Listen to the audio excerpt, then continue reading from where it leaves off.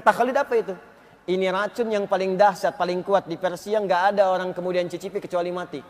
Khalid ketawa, nggak ada kematian kecuali dengan izin Allah Subhanahu wa taala. Mana racunnya? Sini. Bismillahilladzi bismillah yadhurru syai'a. Dengan nama Allah yang kalau disebutkan racun pun apapun nggak akan berpengaruh. Minum sampai habis. Habis. Nggak ada apa-apanya, dibuang Maulid.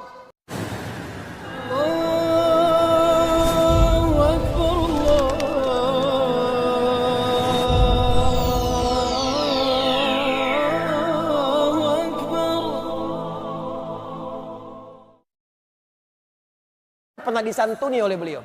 Artinya sependuduk Madinah dibantu oleh beliau. Saking kayanya. Kapaknya terbuat dari emas. Itu baru satu. Khalid bin Walid, pernah dengar? Masuk Islam, belajar bimbingan Quran. Nabi punya sahabat 12.000, 38-nya panglima. Kualitas satunya bisa menaklukkan Persia dan Romawi. Baca tentang sirah. Khalid, racun gak tembus. Saya diskusi dengan teman-teman TNI beberapa waktu lalu. Keluarkan, ada bimbingannya. Itu Khalid saat masuk Persia. Si Ratu Persia sedang megang racun yang paling kuat. Kata Khalid apa itu?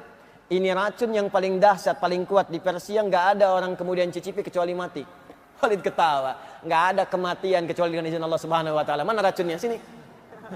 Bismillahilladzi bismillah yadhurru syai'a. Dengan nama Allah yang kalau disebutkan racun pun apapun nggak akan berpengaruh. Minum sampai habis.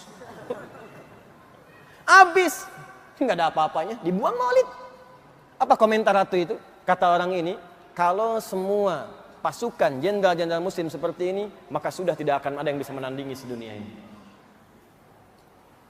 Sekarang siapa yang bisa minum begitu? Mana racunnya? Cari orang pintar, banyak.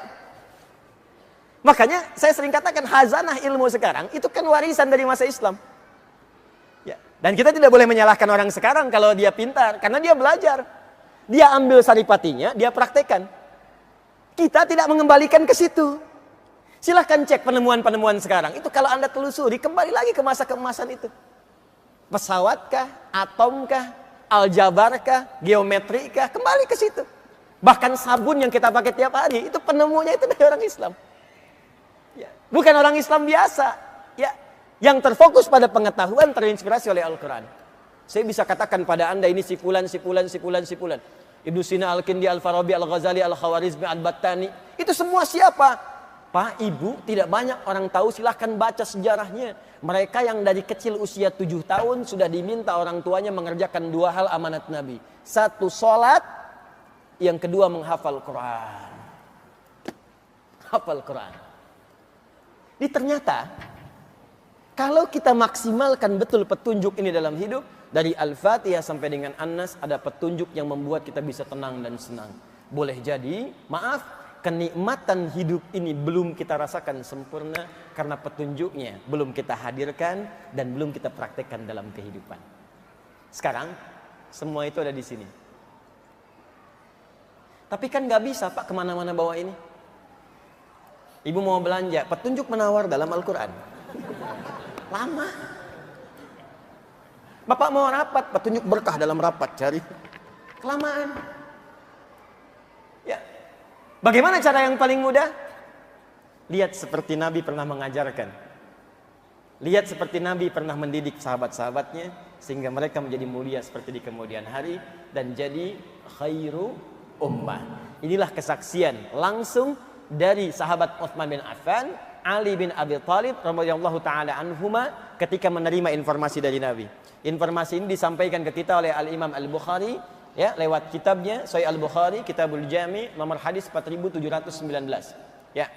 Al-Imam Al-Bukhari menerima hadis ini dari Hajjaj bin Minhal. Hajjaj bin Minhal menerima dari Syu'bah.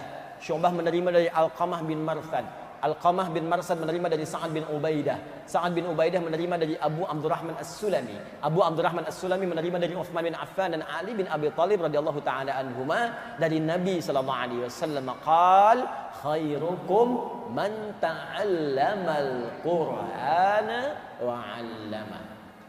Jika Anda ingin jadi orang baik seperti kalangan orang dulu itu dan ingin tenang dan senang hidupnya, maka sebaik-baiknya Anda ialah orang yang mau belajar Al-Quran dengan serius dan mengamalkan Quran dalam hidupnya itu.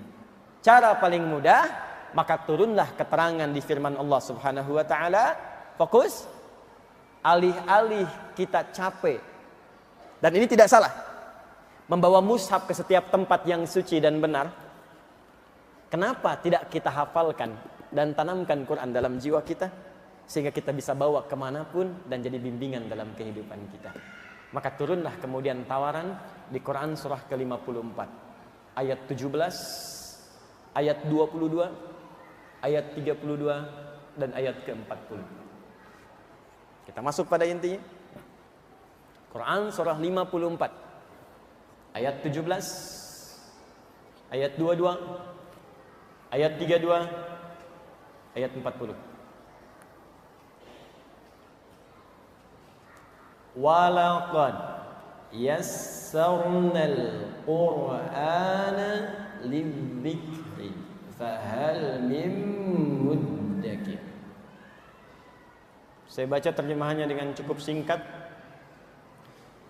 Dan sungguh mesti diyakini dengan segala keagunganku, kata Allah, aku telah jadikan Al-Quran, aku tetapkan mudah, sangat mudah untuk diingat, dihafalkan.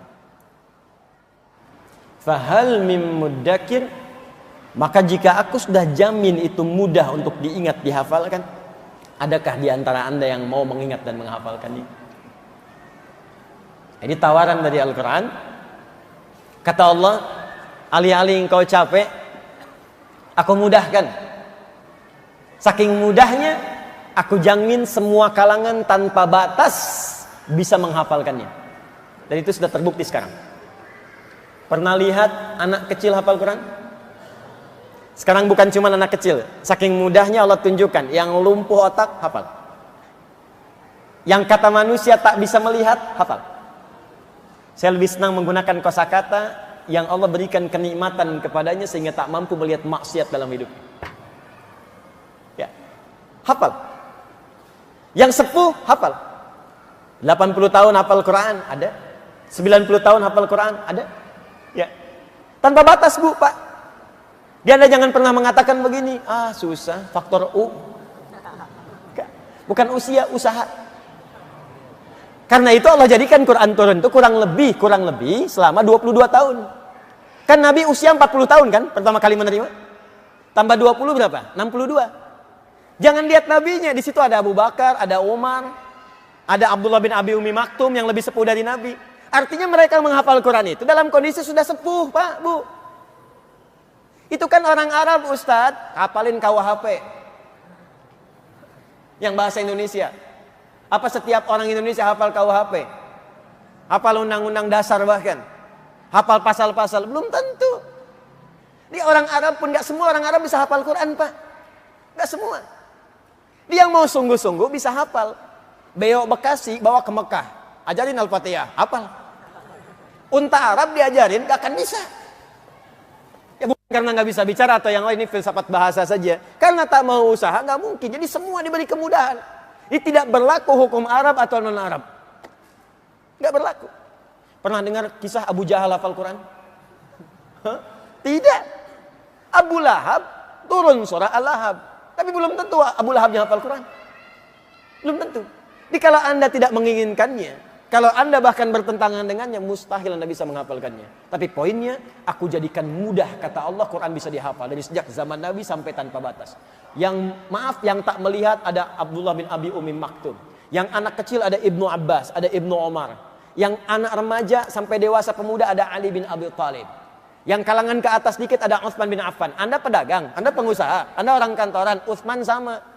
Anda birokrat, Amr bin As sama. Anda punya kedudukan, Muawiyah juga punya. Tapi mereka semua ahli Quran. Bahkan penulis wahyu.